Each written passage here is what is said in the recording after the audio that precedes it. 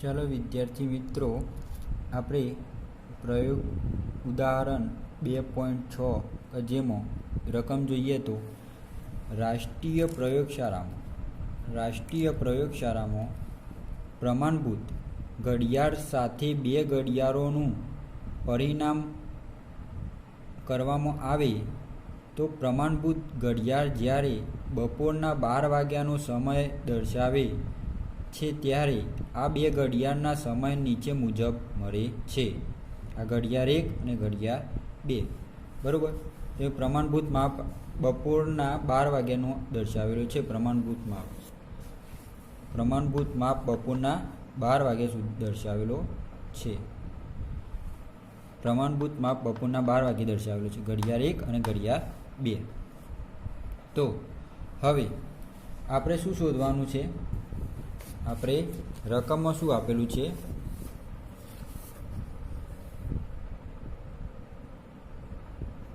જો તમે કોઈ પ્રયોગ કરી રહ્યા હોય તો જેના માટે તમને ચોકસાઈ સાથે સમય અંતરાલ દર્શાવતી ઘડિયાળની આવશ્યકતા છે, તો આ બંને પૈકી કઈ ઘડિયાળ લેવાનું મુનાસિબ માનશો? શા માટે? તો આ બંને ઘડિયાળમાંથી આપણે કઈ ઘડિયાળ લેવાની છે એ મુનાસિબ માનશો, બરાબર. તો હવે આપણે જોઈએ તો આ બંને ઘડિયાળમાંથી આપણે કઈ ઘડિયાળ લેવી? તો તમને એમ જ લાગતું હશે કે આ 12ની નજીક છે તો આ જ ઘડિયાળ લેવી જોઈએ, પરંતુ આપણે જોઈએ તો એ રીતે નહીં હોય. તો ઘડિયાળ 1માં મહત્તમ સમય કયો છે? ઘડિયાળ 1માં મહત્તમ આની સરેરાશ લેવી પડશે. આ જે ઘડિયાળ 1ની આપણે જ્યારે સરેરાશ લેવી પડશે, તો ઘડિયાળ 1ની સરેરાશ લેતો જોઈએ તો મહત્તમ સમય 12 વાળા કેટલા છે? 12, 1, 2, 3, 4 ને 5. ચલો ભાઈ, મિનિટમાં કેટલા વધારે શું છે? તો જોઈએ તો 1 મિનિટ છે, આ પણ 1 મિનિટ છે, આ પણ 1 મિનિટ છે, આ પણ 1 મિનિટ છે, બધા 1 મિનિટ જ, અને આ 0 મિનિટ. તો આમાં જોઈએ તો સેકન્ડમાં 15, 50, 30, 19. તો આ 50 એ મહત્તમ સમય થયો. 50 એ મહત્તમ સમય થયો. તો આપણે મહત્તમ સમયમાં ઘડિયાળ 1માં મહત્તમ સમયમાં જોઈએ લખીએ તો 12 કલાક 1 મિનિટ અને 50 સેકન્ડ, બરાબર. હવે એવી રીતે ઓછો સમય ઘડિયાળ 1માં ઓછો સમય કયો કેટલા છે? ઓછો ભાઈ 11, 1 અને 2 જ છે. તો બંનેમાં ઓછો સમય આમાં 15 સેકન્ડ છે અને આમાં 8 સેકન્ડ છે. તો એ 8 સેકન્ડ વાળો. તો શું આવશે? 8 સેકન્ડ. તો 11 કલાક 59 મિનિટ અને 8 સેકન્ડ. તો બંનેમાંથી બાદ કરતા હવે 50માંથી 8 જાય તો 42, અને આ 12 કલાક છે ને આ 11 કલાક છે. તો આ 11 કલાક અને 59 મિનિટ. તો શું થશે? 59 મિનિટ એટલે કેટલી મિનિટ? 2 મિનિટનો ફરક છે, બરાબર. તો 0.2, અને કલાકમાં તો 0.0, બરાબર. હવે 2 મિનિટ એટલે 60 ગુણ્યા 60 પ્લસ 42, 120 પ્લસ 42. તો શું થશે? 162 સેકન્ડ. શું થશે? 162 સેકન્ડનો ફરક છે. મહત્તમ સમય અને ઓછા સમયમાં 162 સેકન્ડનો ફરક છે. હવે એવી જ રીતે ઘડિયાળ 2માં જોઈએ તો ઘડિયાળ 2માં કલાકોમાં મહત્તમ સમય સમાન છે. ચલો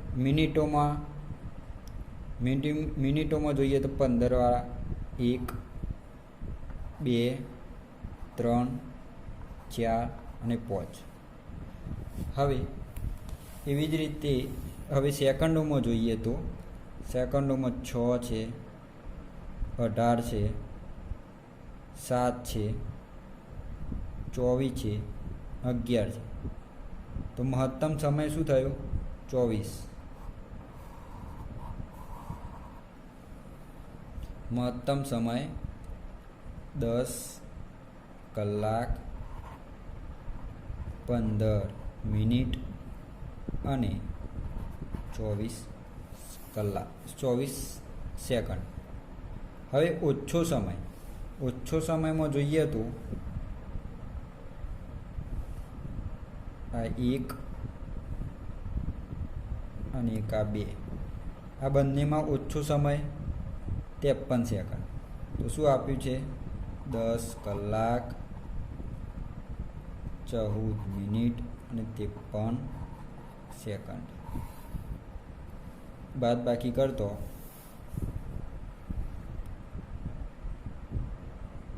કલાક સમાન છે. સેકન્ડમાં જોઈએ તો 31 સેકન્ડ,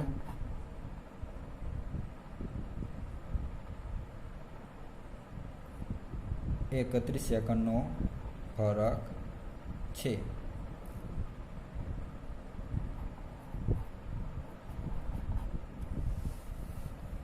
શું 31 સેકન્ડનો ફરક છે. તો આમાં જોઈએ તો આ જે ત્રુટિ આ જે ઘડિયાળની છે એ ત્રુટિ નિવારી શકાય, કારણ કે ઓછી ત્રુટિ છે. આ ઘડિયાળ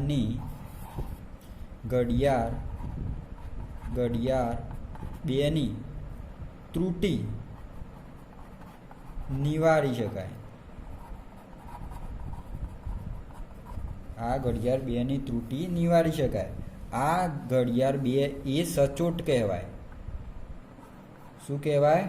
સચોટ ઘડિયાળ કહેવાય.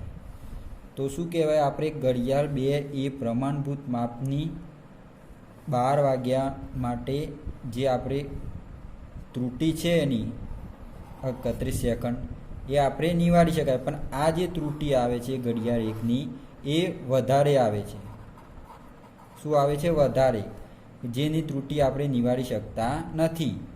એટલે આપણે ઘડિયાળ 2ને મુનાસિબ માનશો. શું કહેવાય? ઘડિયાળ 2ને મુનાસિબ માનશો. આપણે પ્રશ્ન શું પૂછ્યો હતો કે ઘડિયાળ લેવામાં પ્રશ્ન શું હતો કે ઘડિયાળ લેવાનું મુનાસિબ માનશો. જો તમે પ્રયોગ કરી રહ્યા હોય જેના માટે અને ચોકસાઈ સાથે સમય અંતરાલ દર્શાવતી ઘડિયાળની આવશ્યકતા છે, તો આ બંને પૈકી કઈ ઘડિયાળ લેવાનું મુનાસિબ માનશો? તો આપણે આ ઘડિયાળની ત્રુટિ ઓછી હોવાના કારણે આપણે ઘડિયાળ 2 એ લેવાનું વધારે અનુકૂળ માનશું. ઘડિયાળ 2 એ વધારે લેવાનું અનુકૂળ માનશું. હવે આગળનું ઉદાહરણ જોઈએ તો 2.7. ચાલો વિદ્યાર્થી મિત્રો, ઉદાહરણ 2.7 જેમાં આપણી રકમ જોઈએ તો આપણે સાદા અવલોકનોના દોલનોના આવર્તકાળનું માપ કરીએ છીએ. સાદા અવલોકનનું આવર્તકાળનું માપ કરીએ છીએ, જેમાં અવલોકનોનો માપની નીચે મુજબ છે. જે અવલોકન લીધા એના માપ નીચે મુજબ છે: 2.63 સેકન્ડ, 2.56 સેકન્ડ, 2.42 સેકન્ડ, 2.71 સેકન્ડ અને 2.80 સેકન્ડ હોય તો અવલોકનમાં ઉદ્ભવતી નિરપેક્ષ ત્રુટિ, સાપેક્ષ ત્રુટિ અને પ્રતિશત ત્રુટિની ગણતરી કરો. તો આ જે રીડિંગ આવ્યા છે, અવલોકન આવ્યા છે, એનું નિરપેક્ષ, સાપેક્ષ અને પ્રતિશત ત્રુટિ શોધવાની છે. આપણે આગળ થિયરી જોઈ ગયા કે જેમાં નિરપેક્ષ ત્રુટિ, ત્રુટિ, સાપેક્ષ ત્રુટિ અને પ્રતિશત ત્રુટિ જેની થિયરી જોઈ ગયા. બરાબર. તો હવે 2.7 ઉદાહરણ જોઈએ તો કે જેમાં આવર્તકાળનું માપ આપેલો છે અવલોકનો કે 2.63 second, 2.56 second, 2.42 second, 2.71 second, 2.80 second. તો જેમાં સરેરાશ માપ લેવામાં આવશે કે પહેલું સરેરાશ આવર્તકાળ શોધવું પડશે, જેનો આ બધાનો જે આવી આવર્તકાળ કે જેનો સરેરાશ આવર્તકાળ કે જેનો 2.624 સેકન્ડ આવ્યો. ટી બાર બરાબર 2.624 સેકન્ડ આવ્યો. હવે આપણે નિરપેક્ષ ત્રુટિ શોધીએ તો નિરપેક્ષ ત્રુટિ બરાબર નિરપેક્ષ ત્રુટિમાં જેમાં ડેલ્ટા T1 બરાબર નિરપેક્ષ ત્રુટિ ડેલ્ટા T1 બરાબર T1 minus T12, T1 minus T12 કે જેમાં આપણે T12 કેટલો, T1 કેટલો આવ્યો 2.63 સેકન્ડ માઇનસ T12 2.62 સેકન્ડ. બરાબર. તે આન્સર આવ્યો 0.01 સેકન્ડ. બરાબર. એવી જ રીતે T2 બાર બરાબર T2 માઇનસ T12 બરાબર 2.56 સેકન્ડ માઇનસ 2.62 સેકન્ડ બરાબર માઇનસ 0.06 સેકન્ડ. બરાબર. હવે માઇનસ આવ્યું, જે નિરપેક્ષ ત્રુટિ હંમેશા ધન જ હોય, એ પાછળથી જોઈશું. ડેલ્ટા T3 બરાબર T3 માઇનસ T12 બરાબર 2.42 સેકન્ડ માઇનસ 2.62 સેકન્ડ. શું આવશે આન્સર? Minus 0.20 second.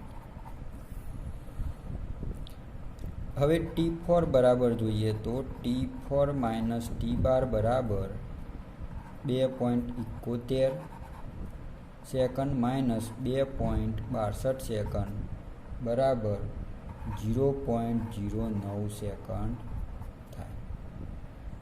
હવે T5 બરાબર T5 માઇનસ T12 બરાબર 2.80 માઇનસ 2.62 બરાબર 0.18 સેકન્ડ. તો શું થયું?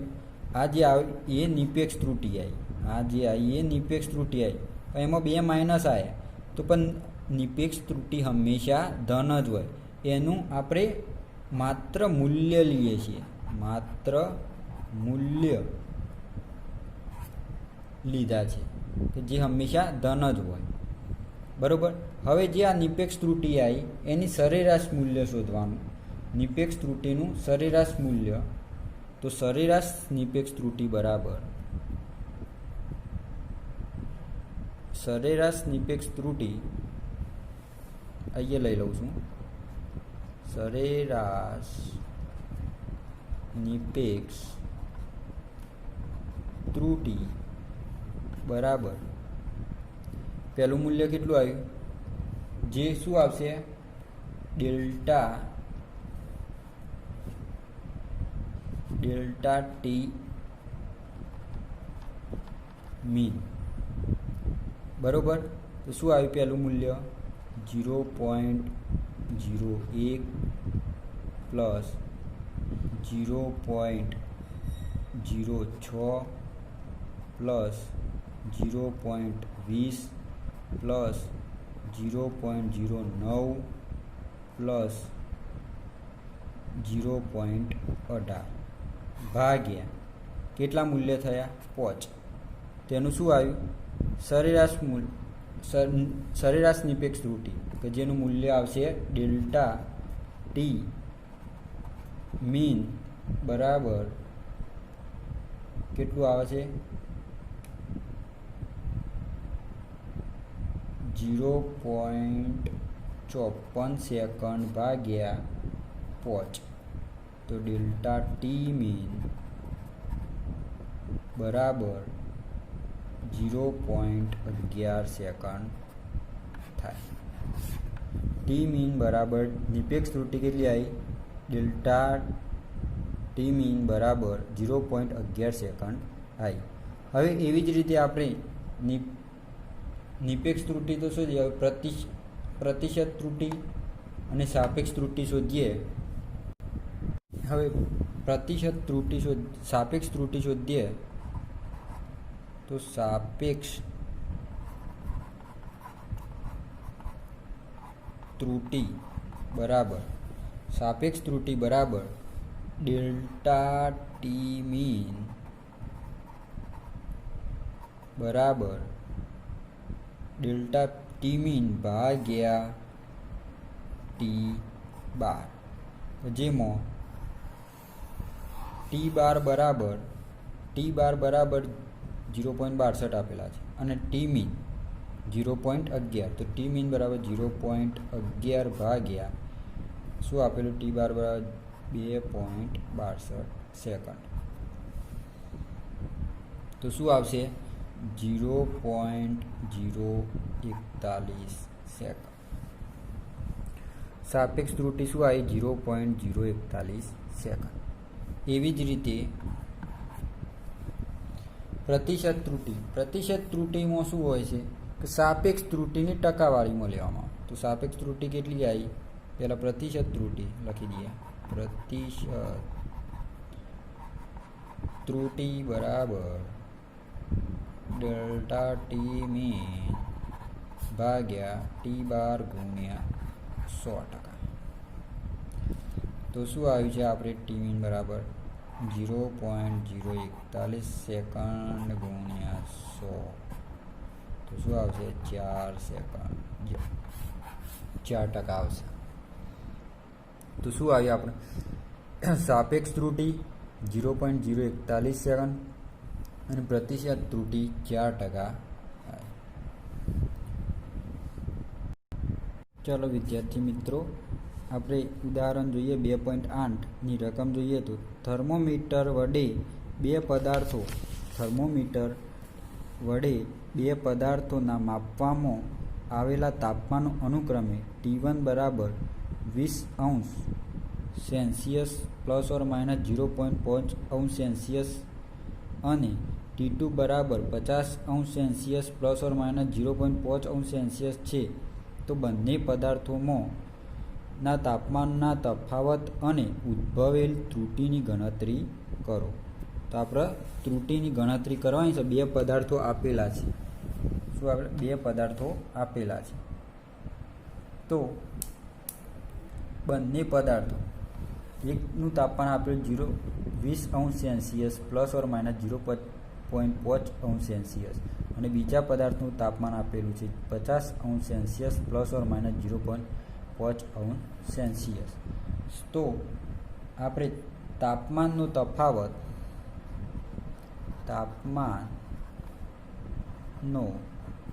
તફાવત બરાબર તો પહેલું મૂલ્ય કેટલું આપેલું છે 20 સેલ્સિયસ -50 સેલ્સિયસ. તો શું લેવાનું છે આપણે તફાવત લેવાનું છે.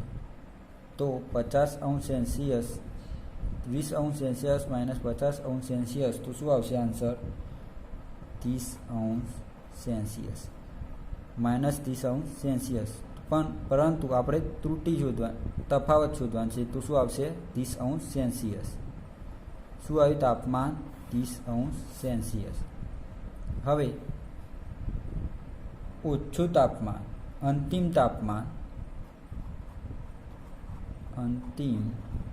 તાપમાન જોઈએ તો 0.5 સેલ્સિયસ અહીંયા આવશે પ્લસ આવશે. શું આવશે અહીંયા પ્લસ આવશે. અંતિમ તાપમાનમાં સરવાળો થશે તો અહીંયા પ્લસ આવશે પ્લસ 0.5 અંશ સેલ્સિયસ બરાબર 1 અંશ સેલ્સિયસ આવશે. તો અંતિમ તાપમાન શું આવશે? 1 અંશ સેલ્સિયસ. તો અંતિમ તાપમાનમાં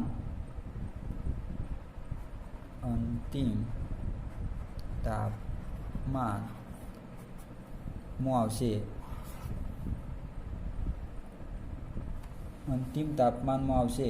T plus or minus delta T. શું આવશે? T plus or minus delta T, જેમાં આપણો ટી આવ્યો 30 અંશ સેલ્સિયસ પ્લસ ઓર માઇનસ 1 અંશ સેલ્સિયસ. આ આપણો જવાબ થયો. એવી જ રીતે બાજુમાં ઉદાહરણ 2.9 લઈ લઈએ. એ પણ નાનો જ છે. તો એની રકમ જોઈએ તો 2.9ની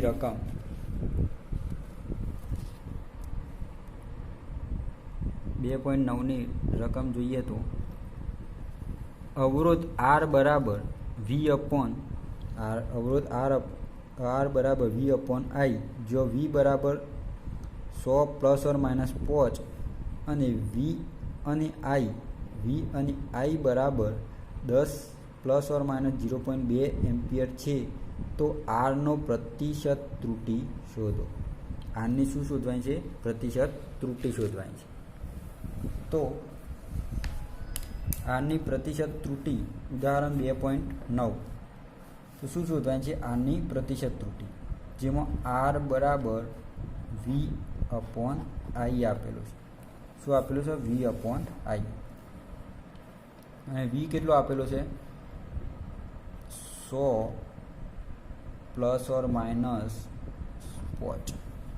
શું આપેલું છે? Plus or minus 5. તો આપણે શું શોધવાનું છે? પ્રતિશત ત્રુટિ